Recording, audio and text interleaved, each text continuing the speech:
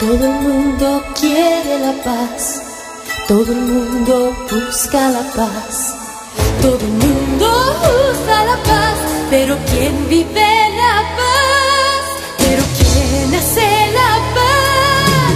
Señor, haz instrumento de tu paz. Señor, donde haya odio ponga yo amor. Señor, donde haya ofensa yo perdón, donde haya duda yo la fe, donde haya tristeza sean alegría, hazme instrumento de tu paz.